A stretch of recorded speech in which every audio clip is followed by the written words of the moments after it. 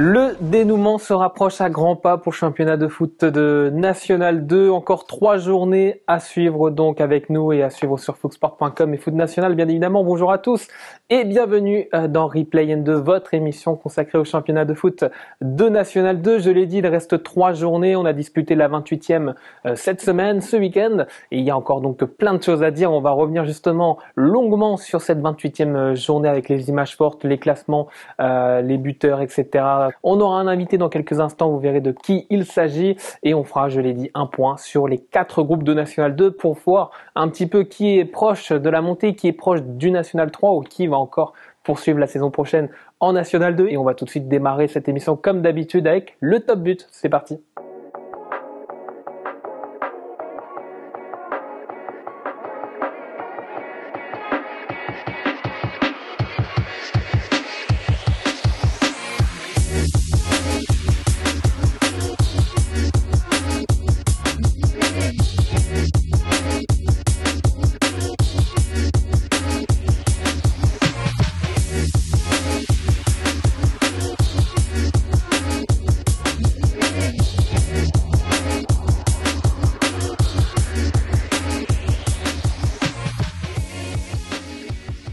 C'était le top but de la 28e journée de Joli But, encore une fois. 5 buts sélectionnés par nos soins et vous avez encore une fois la chance et l'opportunité de voter pour le plus beau de ces 5 buts. Rendez-vous pour cela donc sur les réseaux sociaux de Foot National.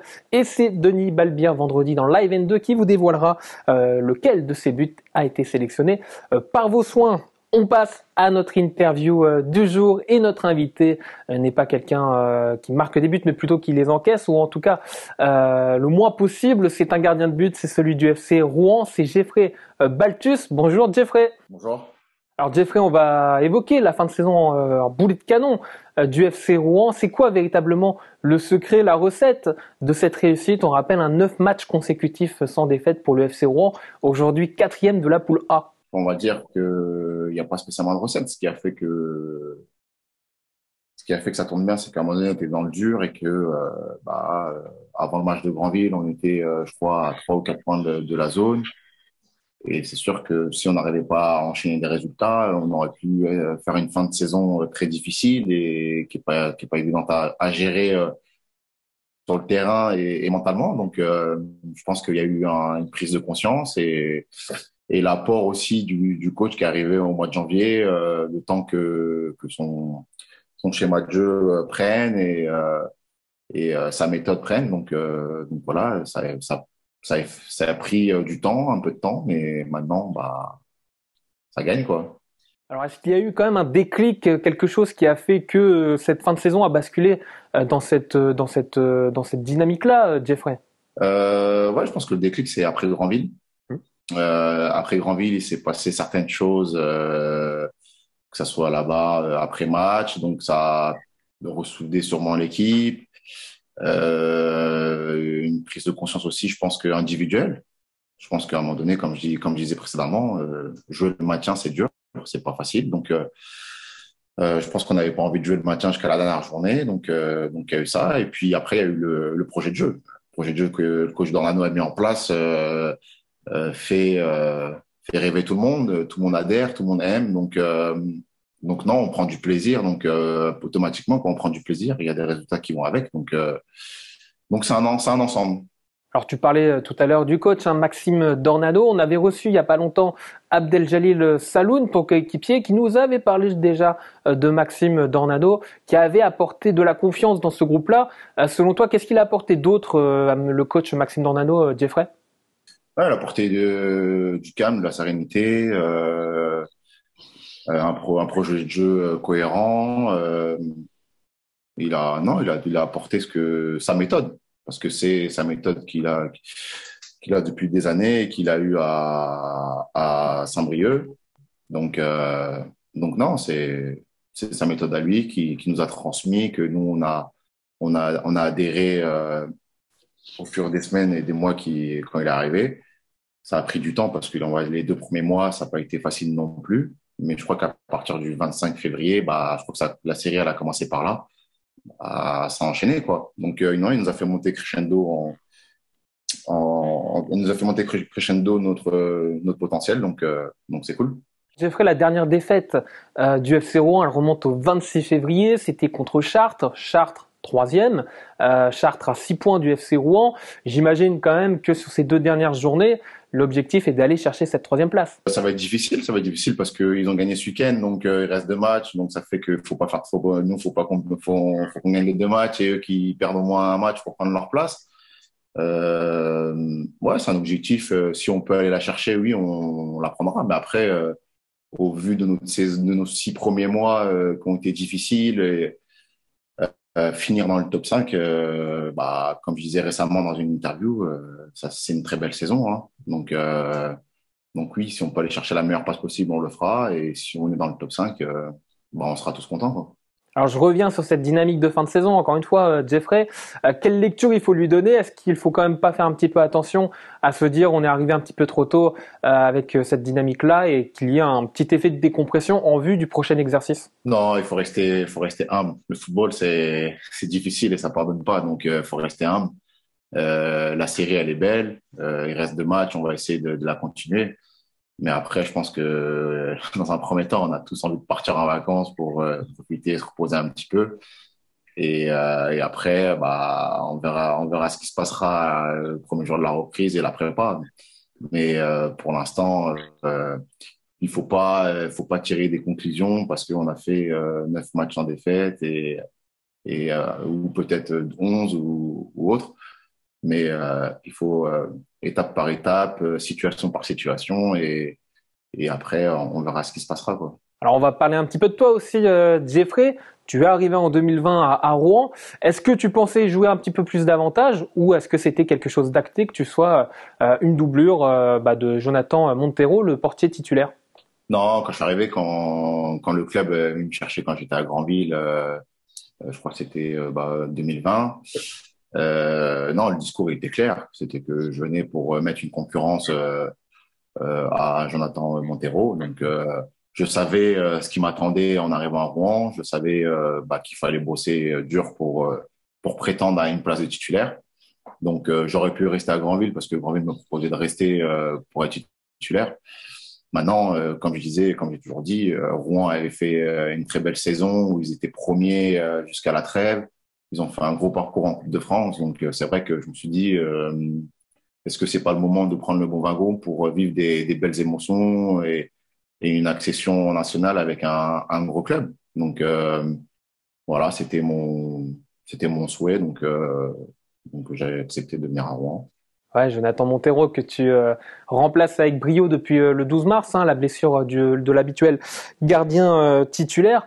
Cette année, cette saison, Jeffrey, toi, c'est 10 matchs, 4 clean sheets. Est-ce que c'est également l'une des raisons de la belle fin de saison du FC Rouen, selon toi? Non, c'est collectif. C'est collectif. C'est comme le coach nous dit à chaque fois, peu importe les joueurs qu'il met, faut que ça tourne. Donc voilà. Après, on est des grands garçons. On sait tout ce qu'on a à faire. On sait ce qu'on veut aussi. Et quand on a un match, 2 matchs ou une série, bah faut montrer que qu'on est présent, qu'on est là et que qu'on peut apporter à l'équipe. Donc non, mon rôle c'était ça. C'était bah voilà et il y a eu la blessure de Jonathan Montero et puis c'était à moi de montrer de quoi j'étais capable. Donc pour l'instant ça se passe plutôt bien. Alors, est-ce que ça te donne encore un peu plus envie de rester au FC Rouen pour la suite, pour la saison prochaine?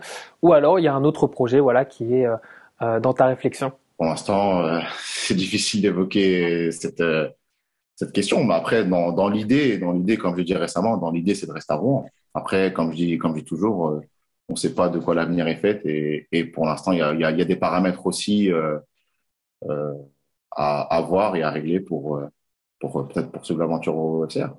Allez, une dernière question pour toi, Jeffrey. Est-ce que tu es joueur? Oui, oui, je Voilà. suis joueur, ouais. Alors, tu es joueur, tant mieux. Est-ce que tu aurais un petit quelque chose à faire gagner aux auditeurs de Replay N2? Avec plaisir, il n'y a pas de souci. Bah, après le dernier match contre Guingamp à Diochon le 28 mai, j'offre ma paire de gants avec laquelle j'ai joué sur les 10 derniers matchs en championnat. Eh bien, rendez-vous après le 28 mai, après la dernière journée de championnat de National 2 pour vous les auditeurs, pour gagner les gants de Jeffrey Balthus. En tout cas, merci à toi Jeffrey d'avoir été parmi nous.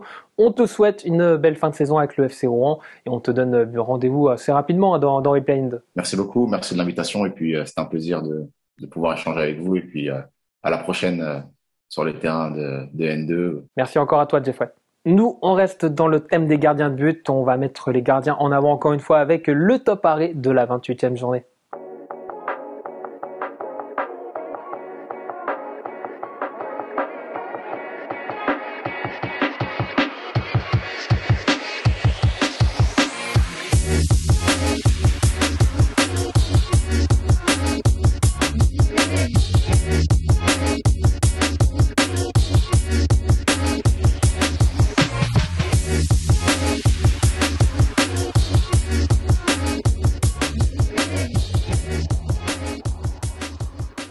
Pas de Jeffrey Balthus dans ce top arrêt, mais on reverra bien évidemment le gardien de Rouen certainement dans d'autres top buts.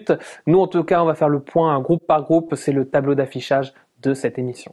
Le tableau d'affichage, vous connaissez bien évidemment, c'est l'occasion de faire le point groupe par groupe de la poule A jusqu'à la poule D avec les montées, les descentes qui se jouent durant ces 2-3 dernières journées. Et on va commencer par le groupe A où il y a le moins de suspense en tout cas pour la montée puisque Versailles a déjà acté la montée et Versailles a même acté le titre de champion ce week-end. C'était un match à négocier face à Plabennec, l'occasion de faire déjà la fête avec ses supporters pour la montée, mais donc de fêter le titre puisque le FC Versailles 78 l'a emporté contre Plabennec, un petit but, un seul. Il est signé Kapokyang Silva à la 48e minute juste après le retour des vestiaires. C'était un match également important pour Plabennec qui jouait une partie de son avenir en National 2. On verra les conséquences de cette défaite dans un instant au classement, mais les résultats tout d'abord de cette 28e journée dans le groupe A avec le match nul du Dauphin Lorient face à Romorantin, but partout. Chartres vainqueur du côté de Châteaubriand de Buzyn. Blois battu, donc on l'a dit tout à l'heure avec Jeffrey Balthus face à Rouen. Et on regarde également des résultats importants dans le bas de tableau avec Saint-Privé-Saint-Hilaire, vainqueur 3-0 du côté de Vitré, et Saint-Malo qui l'emporte à 10-11 contre la réserve du Stade Malherbe de Caen. Le point sur ce classement du groupe A. On l'a dit, Versailles qui monte et Versailles champion. Derrière, Lorient est sous la pression de Chartres pour la deuxième place. Rouen qui prend la 4e position à 6 points du podium. Et en bas, Vitré a quasiment un pied en National 3. Ça va être compliqué en tout cas pour les Bretons de se sauver. Ça ne sent pas bon non plus pour Plabennec, battu du côté de Versailles, on l'a vu. Romorantin et Saint-Malo sont eux au coude à coude et toujours en vie. En revanche, la réserve de Caen, pas encore officiellement sauvée, tout comme les Voltigeurs de Châteaubriand et Granville.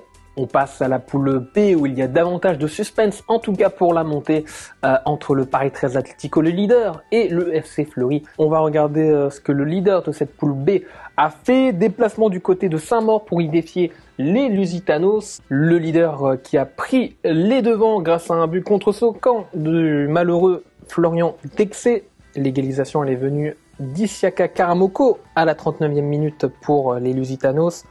Et comme d'habitude, en tout cas, ça a été l'une des forces et l'une des habitudes du Paris 13 Atlético cette saison, c'est cette abnégation à l'emporter ou à prendre des points, en tout cas, dans les derniers instants avec l'égalisation d'Anat Ngakumol à la 90e minute de jeu. C'est pas la première fois donc qu'on voit le Paris 13 réussir à l'emporter ou à prendre des points dans les derniers instants. Victoire impérative et précieuse donc pour la course à la montée, puisque dans le même temps, le Dauphin Fleury s'est imposé face à Bobigny de Buzyn.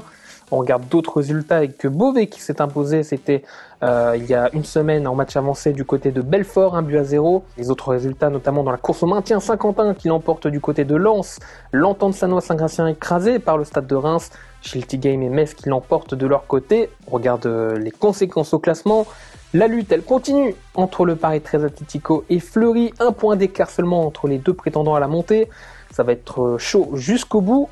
La 3e place, elle est conservée par Beauvais. En bas, l'Entente Sannois-Saint-Gratien est quasiment condamnée au National 3, sauf miracle, bien évidemment. Idem pour le RC Lens, ça sent pas du tout bon pour les 100 et or. En revanche, Metz et Schiltigheim respirent encore et sont au coude à coude. Et Belfort et Haguenau sont quant à eux sous pression. Là aussi du suspense, ça concerne la poule C, du suspense dans la course à la montée. Ils sont 3 dans la poule C à pouvoir prétendre encore, ou pouvaient prétendre à la montée. Grasse 3e, le Gol FC 2e et le FC Martigues leader qui a pris un peu plus d'avance dans cette course folle à la montée grâce à sa victoire du côté, ou en tout cas face à Jura Sud, une victoire 3-1. On va voir tout de suite les buts de cette rencontre avec l'ouverture du score des locaux. Elle est signée Diawara juste après la mi-temps. Les Jurassiens qui sont revenus à égalité avec cette jolie frappe signée Baradji à 20 minutes de la fin. Et puis dans les derniers instants, Martigues qui a réussi à faire la différence tout d'abord avec un but signé Tlili, bien malin pour mettre ce ballon au fond des filets, puis ce coup franc magnifique de Kadir au bout du temps additionnel. 3-1 donc pour le FC Martigues face à Jura Sud. On regarde les autres résultats et on va voir que le Gol FC, le Dauphin, a été écrasé du côté de Saint-Priest 5-1. On va voir les conséquences dans un instant au classement. Louan qui bat Grasse également 3-1. On avait un choc entre Monaco et l'OM, un choc du bas de tableau, victoire de l'OM 4-2 sur la pelouse des Monégasques, Aubagne qui l'emporte à Rubis, Lyon-Duchère qui l'emporte face à Marignane et enfin Fréjus qui bat Toulon dans le derby du Var. Au classement, donc on l'a dit, Martigues se rapproche de la montée en gagnant donc face à Jura Sud, mais également en profitant des défaites du Gol FC de Grasse. Martigues qui n'est plus qu'à une victoire seulement de la montée en nationale et qui rejoindrait donc Versailles, on l'a dit, dans le groupe A qui est d'ores et déjà assuré de monter. Prochain match pour Martigues face à la Lanterne Rouge Marseille qui permettrait peut-être donc en cas de victoire de grimper à l'étage supérieur. Le Gol FC et Grasse donc 2e, 3e ont perdu très gros. En bas, l'OM a un pied 4 orteils en N3. Monaco voit également le train s'éloigner. La bataille va quant à elle continuer pour Rumilly, Lyon-la-Duchère, Toulon et Saint-Priest. Enfin, on termine, toujours du suspense dans la poule D avec Le Puy et Bergerac au coude à coude pour une montée en nationale. Avantage Le Puy grâce à sa victoire face à Chamalières ce week-end avec l'ouverture du score, même le seul but de la rencontre, il est signé sur penalty. Mamadou Ndiaye, bien frappé, bien négocié par le Pono. Et voilà donc Le Puy qui prend la tête du classement, on le verra dans un instant, puisque Bergerac a été tenu dans le même temps en échec du côté des Herbiers en Vendée, un but partout. On notera que Bourges Foot 18 s'installe à la 3e position grâce à sa victoire face à Andrézieux, 1-0. Et dans la course au maintien, des résultats importants, le choc des réserves entre Angers et Montpellier remporté par le SCO.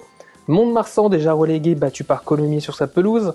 Canet qui se donne de l'air en l'emportant du côté de Moulins-Isère, ou encore Béziers qui bat Nantes 4-2, ou encore enfin Trélissac face à Angoulême qui tient le point du nul. Au classement, le très gros coup du Puy qui prend les commandes devant Bergerac, 1 point d'avance à 2 journées de la fin. Et on voit que Bourges Foot 18 est toujours dans la course, 5 points derrière le leader.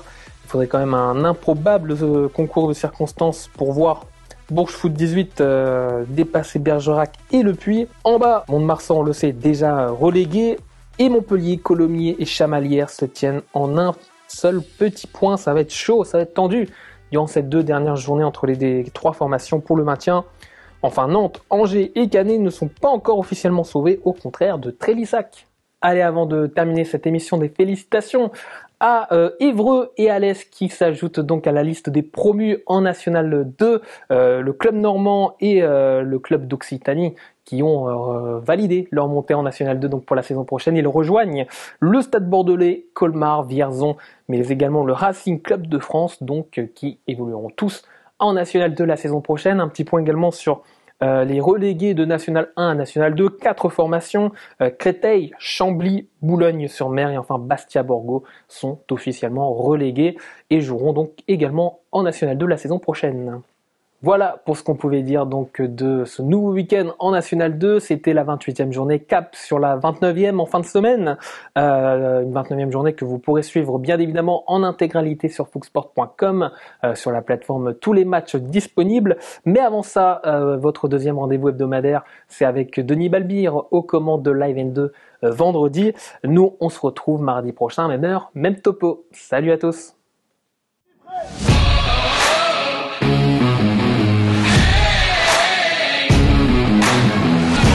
Yeah.